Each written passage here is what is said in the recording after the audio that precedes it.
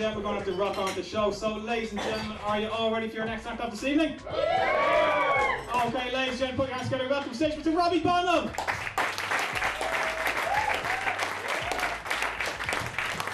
Hello! Jeez, I need to club myself with the mic stand there. How are you, good people of the hate me? You well, yeah? Yeah. Good. My name is Robbie, by the way, just for anyone thinking, fuck, she's rotten.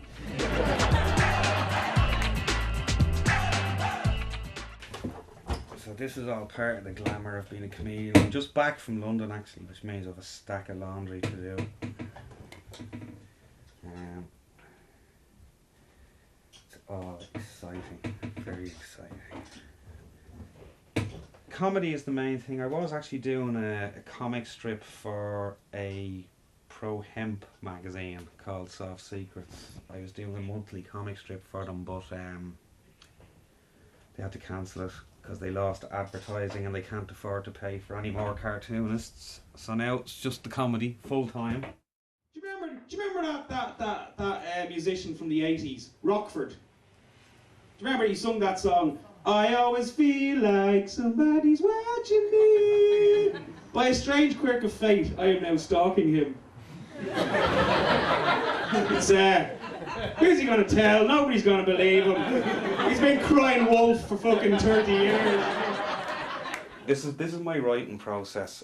I fill up notebooks with stuff and scraps of paper, and every kind of couple of months I have to get it together in one book. Yeah. I don't know if you can see this book, but I have it divided into sections. Like, there's a section on alcohol, which is, at the minute, is 4 pages of bullet points for stuff I'm writing. I would have a section on women and relationships. What do I buy a lot of that I could, aim towards the male market? Like, I write comedy, so I do actually buy a lot of those A4 refill pads. I was thinking, I wanted to sell them and slag women at the same time in exactly the same fashion. What would I write? I suppose it'd be something like, I like my A4 refill pads like I like my women punched twice near the spine to keep them in line with the others, but you can't say that. It just sounds fucking nasty. For some bizarre reason. A lot of comedians I know get a lot of, say, female attention, or a lot of girls coming up to them after shows. All I tend to get are guys in their late 30s that want to buy me pints. I don't even drink, so that's no use. There's somebody at a gig that's a bit too drunk. Usually somebody on their own that's been sitting at the bar since 6 o'clock that evening or something. And they're sloppy drunk, that way you can just take the piss out of them. And you know exactly where to hit them because you've been there yourself. The what? This is my alcoholic. They all have their assigned alcoholics. He's her alcoholic, and she's his alcoholic.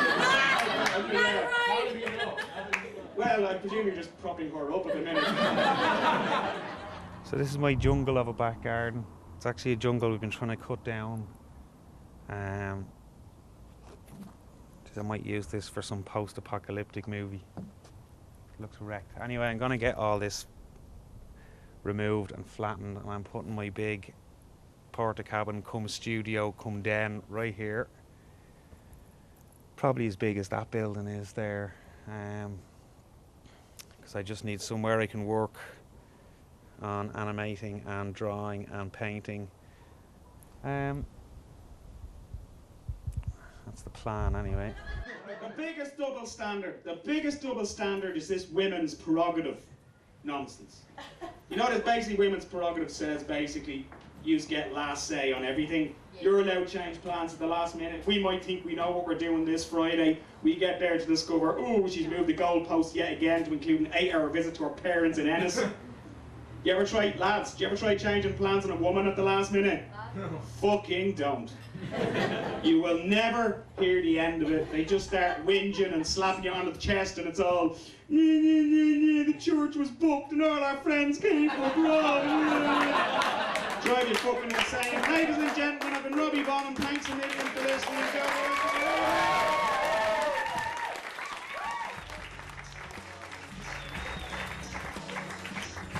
So on to the next gig, which is this Saturday, supporting Steve Hughes in the Button Factory. That'll be a different kind of gig. That'll be like 300 or 400 people. So be a different vibe there altogether. And then I won't think about the one after that till I've done this one.